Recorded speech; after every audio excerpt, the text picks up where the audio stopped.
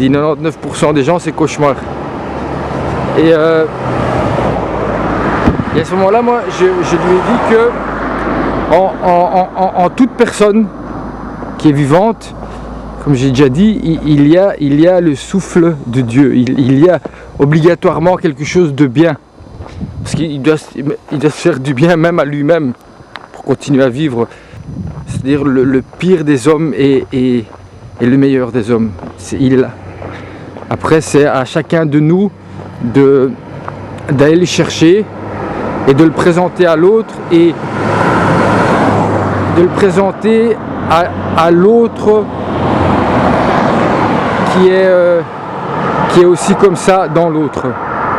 De le représenter, c'est-à-dire de le faire revenir au présent. Et pour ça, je pense qu'il faut beaucoup d'humilité. Donc je pense qu'il y a un acte d'humilité, de soumission par rapport au divin qui est dans l'autre. Et surtout pas nourrir l'autre côté. Parce que c'est ça, notre tendance, elle est là. Face à quelqu'un de mauvais, on a tendance à devenir mauvais et donc à amplifier cela. Putain, le narcissisme, c'est un problème aussi, ça.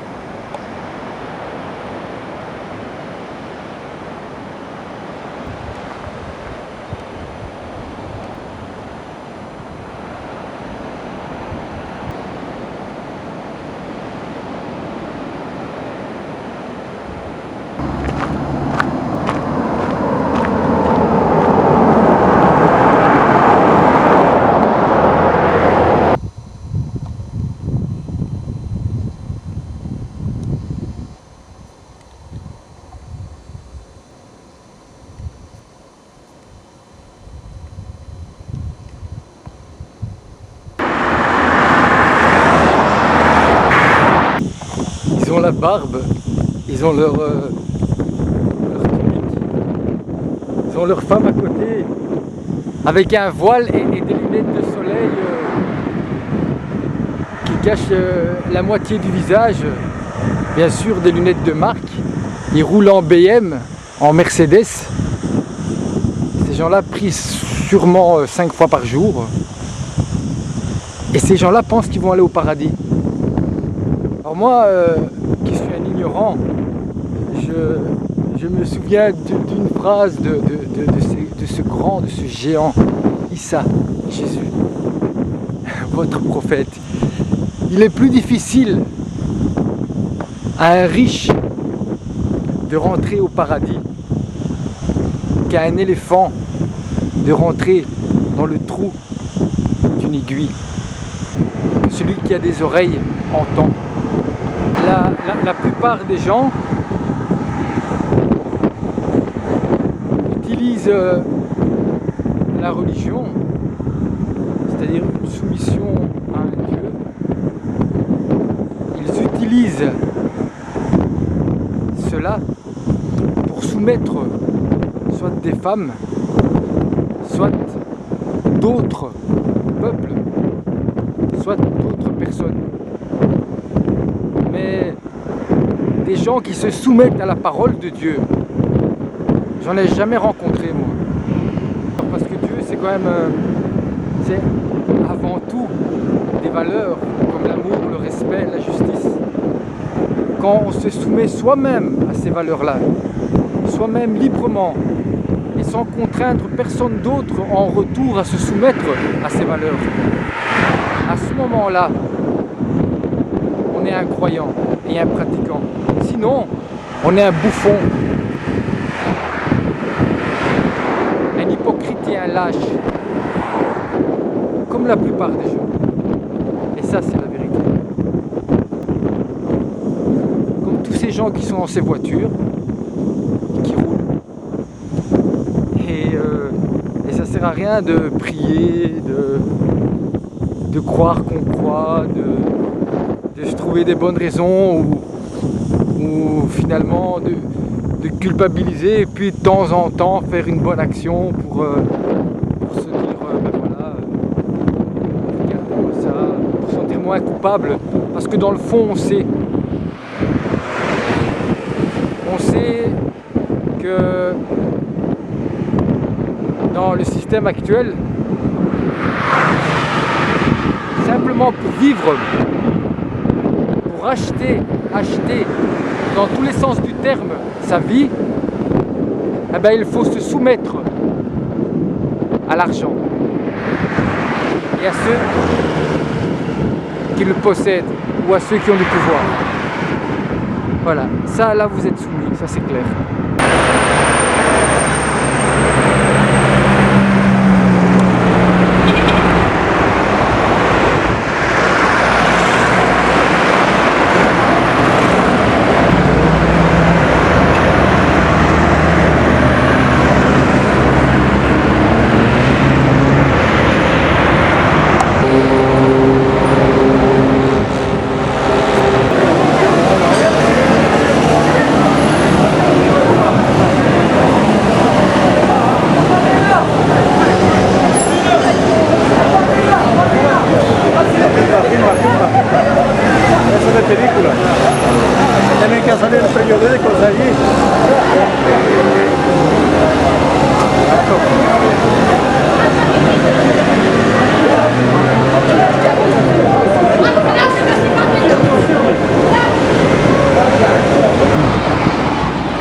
Je me suis fait arrêter à la frontière, un bordel, parce que apparemment j'ai filmé le fait, tous les gens que vous voyez là, ils ont passé la frontière sans être contrôlés, et comme vous avez pu le voir, ils avaient des marchandises, donc ils voulaient que j'efface, j'ai refusé. Et finalement j'ai été au commissariat, contrôle, question, je vais aller me renseigner pour les ferries, s'il n'y a pas des bateaux qui partent d'ici en Algérie, parce que en tout cas clairement la frontière Maroc-Algérie est en tout cas terrestre est fermée. Il y en a qui coupés ou pas avec la police, parce qu'il y a les gardiens de la barrière qui sont là. Eux ils vous attrapent, ils vous frappent d'abord correctement et bien ils vous paralysent. Oui, les gens les gardiens de la barrière du côté marocain, oui. Si tu rates d'entrer Melia, tu es un monsieur cuit, tu es cuit. Ils vont te paralyser tout le corps. Ils vont te casser le corps, ils vont te tabasser bien, après te jeter, soit te jeter à Oujda. Si on ne te jette pas à Oujda, c'est parce que tu es trop blessé. Ils vont te laisser sur place, soit ils vont appeler une ambulance. L'ambulance ne vient pas, c'est votre problème, vous allez vous défendre comme vous pouvez vous défendre. Certains rentrent sur les collines de Gorogo mourir. Plein sont morts, je ne raconte pas que plein sont morts que moi j'ai vu de mes yeux. Qui sont morts. Les blessés, je n'en compte pas, les pieds cassés. Ceux qui ont désisté, retournés dans leur pays. C'est pas la peur, c'est la bataille, la frappe. On les frappe à mort. Les blessés graves, ils sont battus à mort. Je cherche la solution, mais c'est le Dieu. Moi, je remercie Dieu parce que je suis en milieu. Doucement, doucement, ça va aller. Moi, je ligne pied à mes voitures.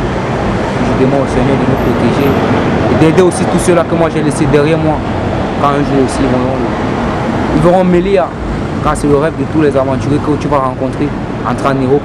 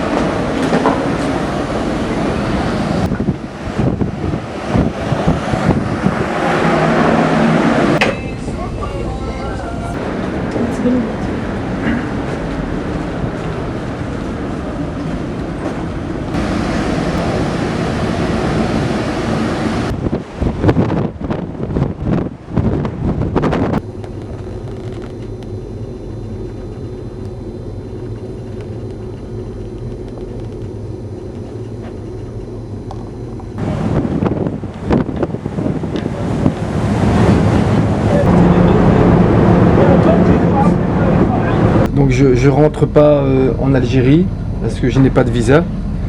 Donc ils m'ont fait un billet retour Almeria. Donc maintenant je sais pas ce que je vais faire, mais voilà, en tout cas mon projet de rejoindre Jérusalem en passant par l'Afrique du Nord, donc s'arrête ici. Voilà, donc je sais pas si je vais arrêter ou si il y a une suite possible. Je suis divisé, comme on dit.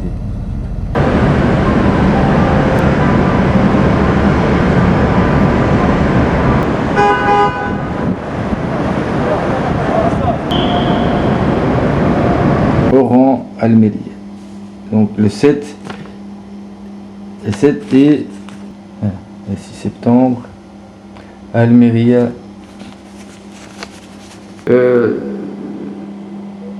Clairement, je devrais revenir. C'est ce qui serait beau.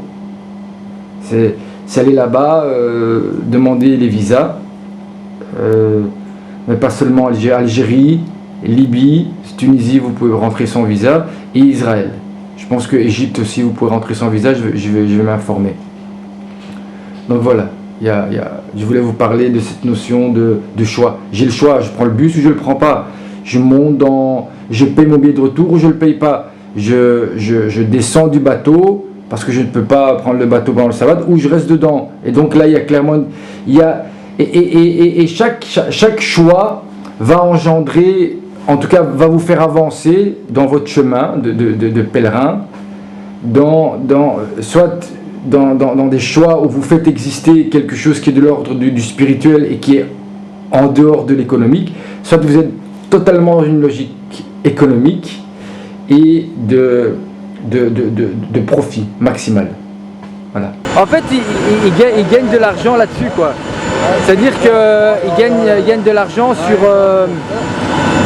le surpoids, sur les bâtons de pèlerin, c'est-à-dire qu'un bâton de pèlerin, c'est une arme.